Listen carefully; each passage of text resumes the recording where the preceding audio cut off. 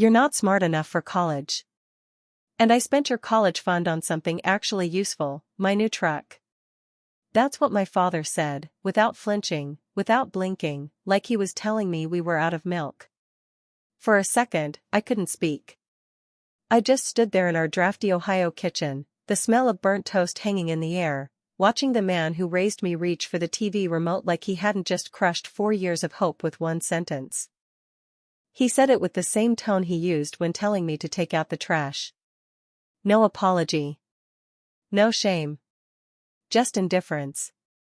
It wasn't like I expected confetti when I showed him the college letters.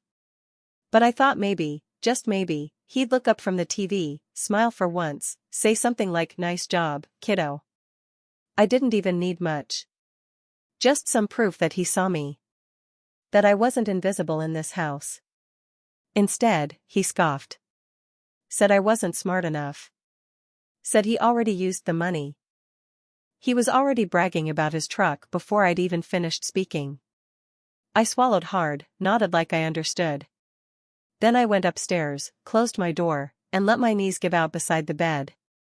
And for the first time in a long time, I cried. Growing up in Lancaster, Ohio, I learned early not to expect much. My mom passed when I was 15, and after that, it was just me and my dad, if you could even call it us. He wasn't cruel in the way movies make it obvious. He didn't yell or hit. He just didn't care. Birthdays came and went with dollar store cards. Parent-teacher conferences were skipped. And any time I brought home something I was proud of, he'd look at it and grunt, "Hope that gets you a job someday." Once in 7th grade, I won 2nd place at the regional science fair, built a little solar-powered irrigation system. I brought the ribbon home and showed it to him. He looked at it, then at me, and said, "Should have been first." That was it. No good job. No, I'm proud of you. Just that. But I kept trying. I got straight A's all through high school. Volunteered at the library. Picked up tutoring gigs after school.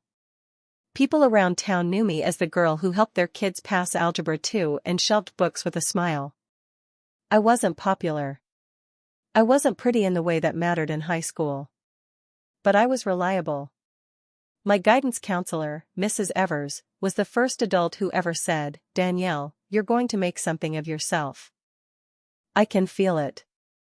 So when I got accepted to 3 colleges, all with partial scholarships, I thought, finally. Finally something is about to go right. I just didn't know he'd already made sure it wouldn't. The college fund was supposed to be for my mom. She used to tell me about it, little mentions here and there when I was a kid. "There's a bit set aside for you, sweetheart. Just in case. For college someday." After she died, I never saw the paperwork. I just believed it was there. I held on to that belief like a life raft. Until the day I laid out all my acceptance letters and budget spreadsheets on the kitchen table, proud and nervous, and my father looked at them like they were junk mail. "Yeah, well," he muttered, "I used that money for something that actually made sense. My new truck." I blinked. "What?" "You heard me," he said. "You don't need college. You're not smart enough for all that anyway." The truck. That stupid gleaming red truck. I'd watched him roll into the driveway with it 3 months earlier. Brand new. Top of the line. I remember asking how he paid for it. "Hard work," he said, with that smug grin he wore when he was lying. Turns out, it was my mom's legacy, not his sweat, that bought it. I remember stepping out onto the porch later that night and just staring at it. The chrome shimmered like a middle finger in the moonlight. And I remember thinking, I will never forget this feeling. I didn't have a dramatic breakdown. No screaming match. No slammed doors. Instead, I did what I'd always done. I got quiet. I picked up a notebook and wrote down every business in town hiring part-time. Gas stations. Diners. A farm supply store. By the next Monday, I was clocking in at 6 a.m. to mop diner floors and bagging groceries at night. I worked weekends. Holidays. I poured coffee for truckers who smelled like diesel and memorized codes for every fruit in the produce aisle. When I wasn't working, I was studying. Sometimes I'd sit in the break room with flashcards in one hand and a granola bar in the other, praying my shift manager wouldn't notice I was still wearing my school shoes because I couldn't afford work ones yet. That was my life for 4 years. No vacations. No spring breaks. Just grit and ramen noodles. And through it all, I kept my mouth shut. Because I knew he'd laugh if I ever told him how hard it really was. He thought silence meant I gave up. He had no idea what I was building. During my senior year, I was working on a final paper when Mrs. Evers called. We still talked sometimes. She said I reminded her of herself when she was younger. I just saw your dad, she said hesitantly. At Kroger. He was bragging. My stomach sank. Bragging about what? She paused. About you. Said you were valedictorian. That he paid your way through college. That you owe it all to him. I didn't answer right away. Danielle, she said gently, I know it's not true. I just thought you should know what he's out there saying. I whispered, thank you, and hung up. Then I sat there in my tiny off-campus apartment and stared at the wall, stunned. After all that? After everything? Now he wanted to wear my success like a badge he earned? I stared at my laptop screen for a long time that night. Then I opened a new document and titled it. Commencement Speech, Final Draft. The day of graduation, the sun was mercilessly bright. Rows of proud parents held bouquets and balloons. I wore a plain dress under my robe because that's all I could afford. I saw him in the third row, flannel shirt, baseball cap, camcorder raised like he was filming his moment. When they called my name as valedictorian, I stepped up to the podium. I smiled.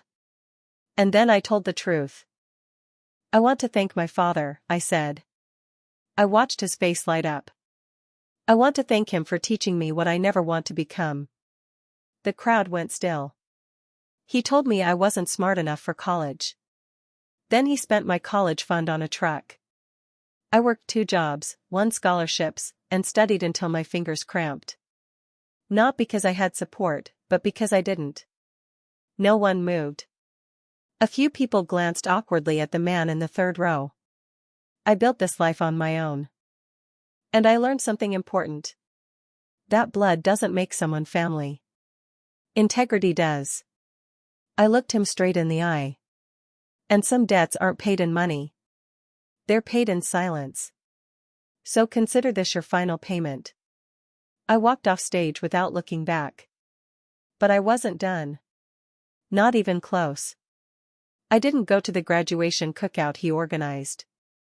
That's right, my father, who once told me I wasn't smart enough for college and who betted my future to buy a truck, hosted a backyard celebration 2 weeks after the ceremony. Apparently he put up streamers, grilled burgers, even ordered a sheet cake with my name on it. People told me later he was bragging to anyone who'd listen, about how tough love raised a valedictorian, how pushing her hard made me who I was. One neighbor said he passed around old baby pictures like he was some proud single father who did it all on his own. I never saw any of it. I was already gone by then. Not across the country or anything dramatic, just 1 city over. But I might as well have vanished. He never got my new number.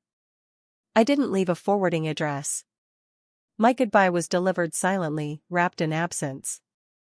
I moved into a shoebox apartment above a laundromat in Columbus, no AC, windows that stuck in the summer heat, and a kitchen so small I could stir pasta and wash dishes without moving my feet.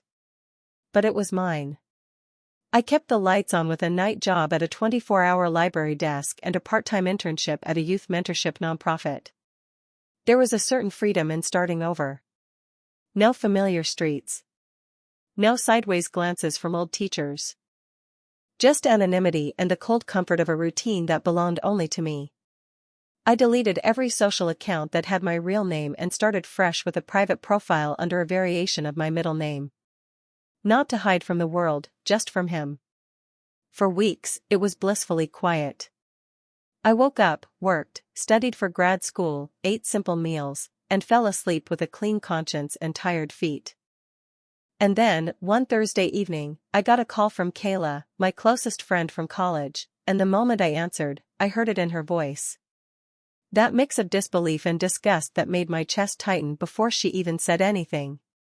"I just saw a post," she said. "Your dad's in a Facebook group for local business owners, and he's got a new side hustle." I leaned against the doorframe. "What kind of hustle?" She sighed. "He's calling himself a motivational speaker now." "What?" "Yeah. Raised a valedictorian on grit and discipline. He's giving talks at small schools, rec centers. Apparently he tells the story of how he sacrificed everything so you could succeed. And he's charging for it." I stood there, phone pressed to my ear, breathing shallow. Kayla went quiet on the other end, like she wasn't sure what to say next. I wasn't sure either. "That's not a joke?" I asked. "I wish it was." I said thank you and hung up. Then I sat on the edge of my futon and stared at the wall until the room dimmed around me. I wasn't angry in the way people usually mean it. It was deeper than that. It was betrayal dressed up as irony, the kind that makes you laugh once, hollow and stunned, before the silence caves in. A few days later, a yellowed envelope showed up in my mailbox with no return address. Inside was a single newspaper clipping, a photo of me at graduation, smiling in cap and gown. Someone had drawn a proud-looking circle around my face with blue ink and scrawled beneath it, in all caps, proof I did something right. There was no signature, but I recognized the handwriting. His letters always leaned too far to the right, like they were trying to outrun guilt. I didn't burn that one. I taped it to my mirror. I needed to see it, not for motivation, but for clarity. Every time I brushed my teeth, I wanted to remember what I was dealing with, not just a selfish man, but a manipulator. A man who took from me and then repackaged the theft as fatherly wisdom. He didn't just want to be forgiven, he wanted to be admired for it. But I didn't confront him. I didn't drive down there or call him out online. That's what he wanted, a reason to play victim. Instead, I got quieter. I started therapy. I got honest about how much of my identity had been wrapped up in trying to prove him wrong. My therapist, Dr. Nguyen, asked me one day, "Do you want peace or do you want justice?" And for the first time in my life, I didn't answer right away. I just stared at the rug beneath the couch and said, "What if I don't think they're different anymore?" She nodded. "That's a good place to begin." In October, I got an email from Mrs. Evers, my high school counselor. She told me I'd been nominated for a small community impact award, nothing huge, just a thank you from the town for being an example. I almost declined. The idea of standing in front of a crowd in Lancaster again made my stomach twist. But then she mentioned the youth program I'd interned with had put in the nomination, and something in me clicked. This wasn't about going backward. It was about standing still while the ground shifted beneath him. The ceremony was in the old town hall, wood-paneled walls, buzzing overhead lights, folding chairs lined up in polite rows. I showed up early, kept my coat on, and avoided eye contact with the dozen or so people milling around with sheet cake on paper plates. When they called my name, I walked up to polite applause and accepted the plaque with a quiet thank you. I started to step away when I heard the familiar voice. She always was a smart one. Never gave me a bit of trouble, even as a kid. I froze. My spine went rigid. Slowly, I turned. There he was, front row, same beat-up flannel from graduation, holding a paper plate like it gave him permission to be there. His smile was too wide. Calculated. I could see people watching us now, murmuring, trying to place the tension. "Dad," I said, evenly. "Wasn't gonna miss this," he said, stepping forward like we were about to pose for a photo. "After everything I poured into raising you right, it's nice to see the community notice." "Everything you poured in?" I asked, not loudly, just enough for the nearby folks to hear. He chuckled. "Don't be like that. You turned out great." Let's just call it a team effort. There was a silence. Then a woman I didn't recognize, maybe a teacher, maybe just someone brave, muttered under her breath, "Must have been a one-person team." He turned, blinking, caught off guard. I took the opportunity to walk away, calm and steady, my heels echoing across the floor like punctuation. I didn't need a dramatic scene. I didn't even need applause. All I needed was the look on his face, that flicker of confusion when control slipped through his fingers. Back in my apartment that night, I didn't unpack the plaque. I just set it on the counter and stared out the window. The city lights below me buzzed with movement, people walking, cars blurring past, life happening. I thought about what Mrs. Evers used to tell me, growth is quiet. That's how you know it's real. She was right. I had grown. But something else was growing too, not loud or vengeful, just focused. Another envelope arrived 2 weeks later. Same handwriting. Inside, this time, was a typed flyer, Larry Price, "From Grit to Greatness, How I Raised a Valedictorian." He'd booked a speaking spot at a county fair. $5 admission. I didn't react right away. I made tea. I swept my kitchen. I sorted my laundry. And then I stood by the sink, flyer in one hand, and thought, he's not going to stop. Not unless someone makes him. And for the first time, I didn't just want to move on. I wanted to make sure he couldn't. I didn't tell anyone what I was thinking. Not Kayla. Not my therapist. Not Mrs. Evers. I just opened my laptop and started pulling threads. Property records. Tax filings. Business license applications. Small claims court dockets. I wasn't angry. I wasn't even cold. I was clear. Let him keep talking. Let him print flyers and spin lies and soak in applause from people who didn't know better. He had no idea I was watching. And that silence? It wasn't surrender. It was strategy. His voice came through my laptop speaker one afternoon like a blade scraping glass. I didn't click on the video out of curiosity, it had been sent to me, anonymously, from someone using a dummy email account. The subject line just read, "You need to see this." I hovered for a second, then opened it. There he was, standing on a makeshift stage at what looked like a small business conference, mic in hand, arms stretched like some kind of preacher. Behind him, a banner flapped lazily that read, "From Steel to Success, a Father's Roadmap." I stared at the screen as he launched into a familiar tale, his version, that is. He talked about how he raised a daughter with nothing but grit and discipline, how he turned down every comfort to fund her future, and how his parenting produced a valedictorian who leads with heart and hustle. The audience clapped. Some even stood.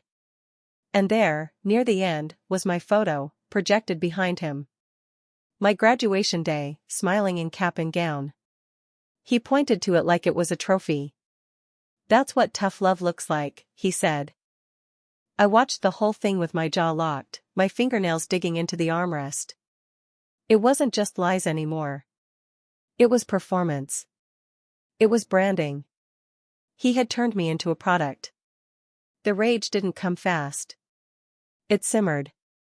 It spread slowly, like ink in water. When the video ended, I closed the tab, stood up, and poured myself a glass of water just to do something with my hands. I stared at the ceiling for a while. And then I opened a folder on my laptop that I had labeled Archive. Inside were screenshots, PDFs, public filings, saved social posts, and speaking schedules, everything I'd quietly collected for months. I clicked through them one by one, feeling a shift inside me. Before, it had felt like self-defense. Like I was building a wall to keep him out. But now? It felt different. I wasn't just trying to stop him. I was preparing to expose him. I clicked New Document. The title, Formal Ethics Complaint Draft, L. Price. I didn't send anything yet. I wasn't reckless. But I needed to know I had something real. So I reached out to Tanya, a legal consultant I'd met through my nonprofit work. She'd spoken at our leadership conference about small-scale fraud and misrepresentation cases, and I remembered her because of how calmly she delivered hard truths. We met for coffee in a corner booth. I laid everything out, the speeches, the false scholarship claims, the fabricated stories, even the flyer promoting his upcoming book. She didn't flinch. "If he's using your name, image, or academic record for financial gain without your consent, that's one issue," she said, tapping her pen. "But if he filed for nonprofit status and misrepresented funds or assets, especially anything tied to your mother's estate, that's a whole different ballgame." I nodded. "He claimed he repurposed the college fund.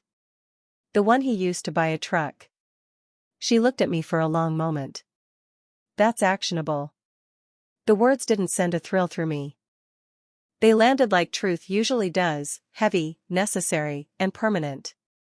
I sat back and said, "I'm not looking to destroy him." Then, after a pause, I corrected myself. "I just want him to stop building his legacy on something he stole." In the weeks that followed, the public version of my father became even more unbearable. A friend from town, someone I hadn't spoken to in years, messaged me saying he'd been featured in a local magazine. The headline, "Tough Love Pays Off, Larry Price and the Art of Parenting Without Apology." I scanned the article. He'd been invited to speak at a regional education conference. They described him as a rising voice in grassroots parenting. He told the journalist he never missed a single school night with his daughter. That line made me laugh, not the kind of laugh you enjoy, but the sharp, surprised bark of someone who's finally lost count of the lies. He missed my 5th grade spelling bee because he was watching a ball game at the bar. He didn't show up to my National Honor Society induction because he said, "I don't need to clap for something you're supposed to do." And he hadn't helped with homework a single night past elementary school. But sure, he was a model father now. A folk hero. A man with a microphone. That was when I felt it, not just anger, not even just fire, but grief. Real grief. The kind that comes when you realize you've been mourning someone alive. I closed my bedroom door, sat on the floor, and let the weight of it hit me. He wasn't confused. He wasn't clueless. He wasn't broken in the way I used to tell myself he was. He was choosing to rewrite our story, cut my truth out of it, and sell the version where he was the selfless hero. And for the first time since I left Lancaster, I felt tears hit my collarbone. Not because I missed him, but because I finally accepted he was never the father I'd hoped he could be. And he never would be. But when I stood back up, I felt lighter. Not healed, not yet, but ready. After that, I tightened my timeline. I submitted the first inquiry to the state's charitable organizations board, attaching select evidence, and signed it anonymously. I wasn't trying to make it about me, not yet. I just wanted the questions raised. I called Tanya and asked what it would take to file a cease and desist for misuse of personal image. She sent me a template. I didn't send it immediately, but I filled it out and saved it. I cross-checked every speaking engagement with his nonprofit's tax filings. Some of the appearances were paid, others listed as volunteer education. But in both cases, he used my story as his pitch. That was the leverage. His whole platform stood on a lie, and I had the original version. Meanwhile, I didn't say a word publicly. I didn't post. I didn't comment. I let him believe I had vanished. I wanted him to feel alone in the spotlight, where it was warm, where he was adored, where he could grow careless. And he did. A week later, a former teacher of mine messaged me, confused. She'd attended one of his talks and noticed something off. "He said you graduated from Ohio State," she wrote, "but I thought you went to school in town?" I confirmed she was right. "Interesting," she replied. "Wonder why he's changing the story." She wasn't the only one. I got similar notes from 2 others, one from a teacher, one from a PTA parent. Quiet messages. Confused tones. He was slipping. The crack widened at a school district banquet. Mrs. Evers called me again, her voice half shocked, half delighted. He gave that same speech again, she said. But this time, someone asked him what your thesis was about, you know, your valedictorian one. And he froze. Said it was about hope. I laughed. It was about income inequality in public education. I know, she said. So did the teacher who asked. He used to grade senior capstones. He called him out right there. What did my dad say? He mumbled something about bigger themes and changed the subject. That was the moment I knew we were close. The narrative was cracking. The performance was thinning. He wasn't used to being questioned. He'd built his throne out of paper, and now the rain was coming. Then came the call that lit the match. A woman named Maria, principal of a charter school in Akron, reached out after receiving my name from someone at the state board. She'd booked my father for a speech and later learned through back channels that several details in his bio didn't check out. We were considering him for a parent mentorship program, she said.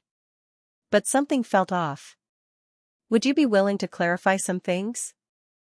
I asked what he'd claimed.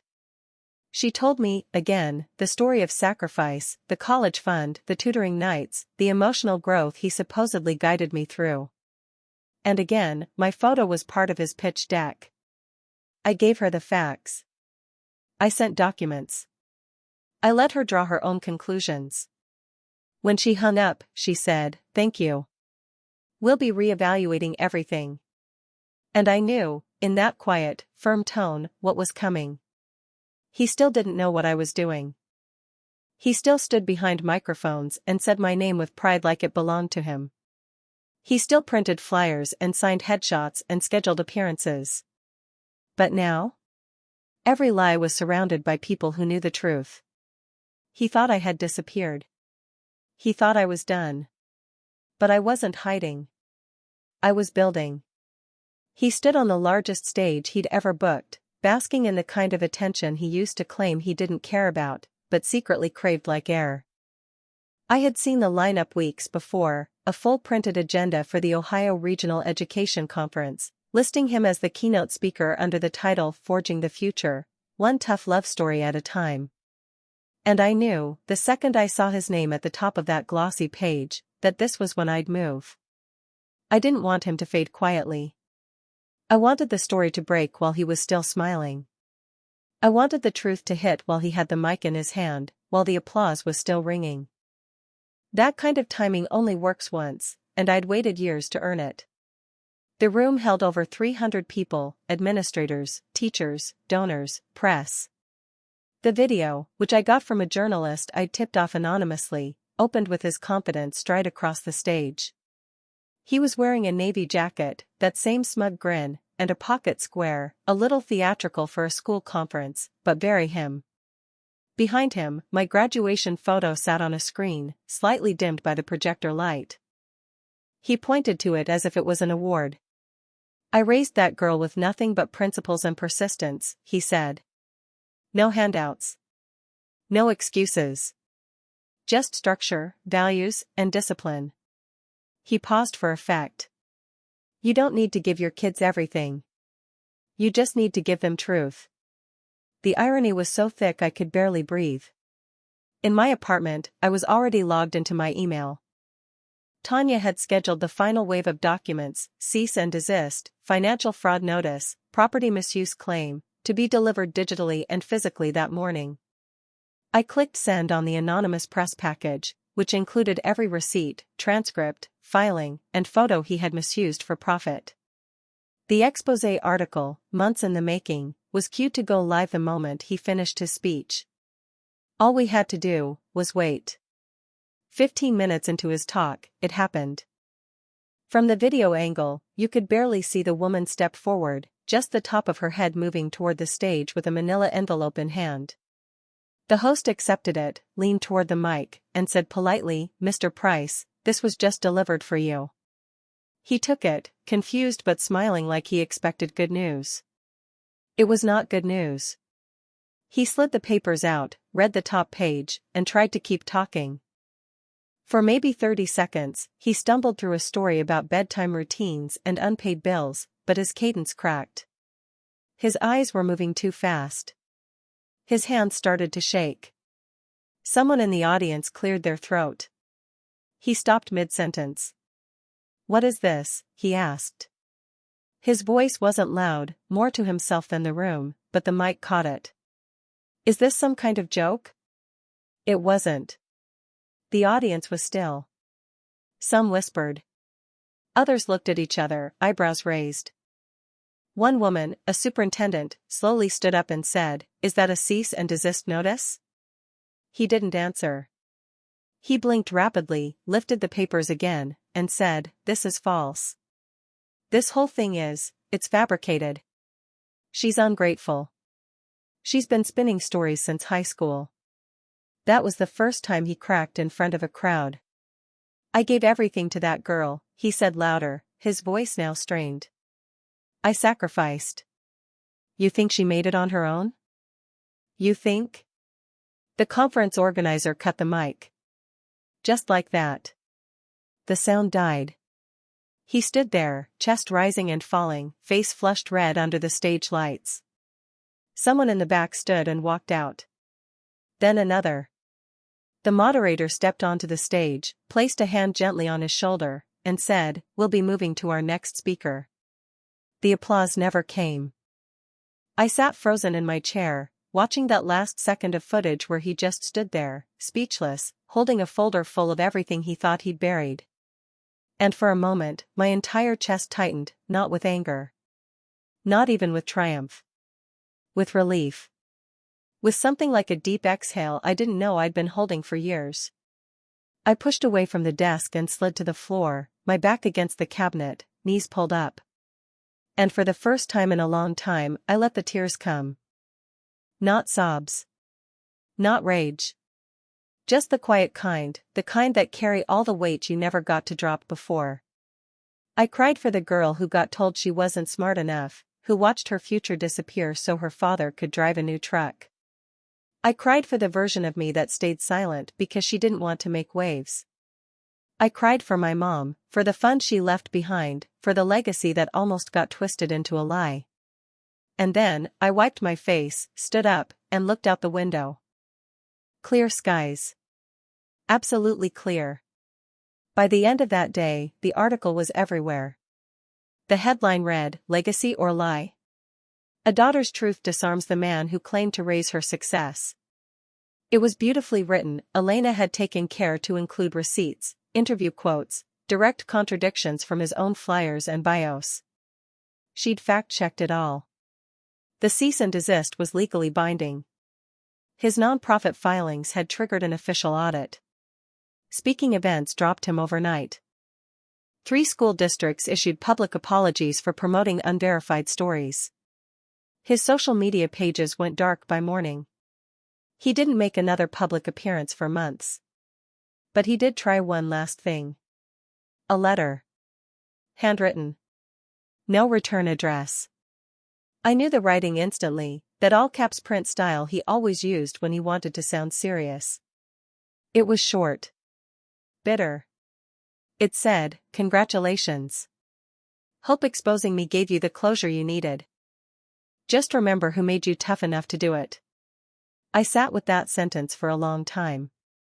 Not because it hurt. It didn't. But because it was so predictably hollow. He still wanted to own it, even the collapse. He wanted credit for the strength it took to dismantle him. I didn't burn the letter. I didn't respond. I didn't even tell anyone I got it. I just folded it once, slid it into the back of my desk drawer with the others, and left it there like an old receipt from a life I no longer paid for. A month later, I stood on a different stage. This time, it was me behind the mic. The audience was smaller, a college mentorship group for first-gen students, but it mattered more than anything else I'd done. They introduced me as a writer, a speaker, and an advocate for educational equity. Not as someone's daughter. Not as anyone's side character. Just me. I stepped up, took a breath, and said, "When someone builds their legacy using your name, it's tempting to tear it down out of spite. But there's something more powerful than revenge, and that's reclaiming the story they tried to steal." I didn't say his name. I never have since. I talked about survival, about truth, about refusing to let someone else tell your story wrong. And I ended it with the same words I'd used on graduation day, only this time, with new meaning. I want to thank the person who showed me what I never want to become. Because without that example, I might have spent years trying to earn love that was never mine to begin with. Afterward, a student came up and said, "It's weird. You don't seem angry." I looked at her and said, "That's because I'm not." "Really? After everything?" I smiled. "I'm not angry. I'm done." And that's what real revenge feels like. It's not fire and flames. It's walking away with your name intact, while there's burns behind you.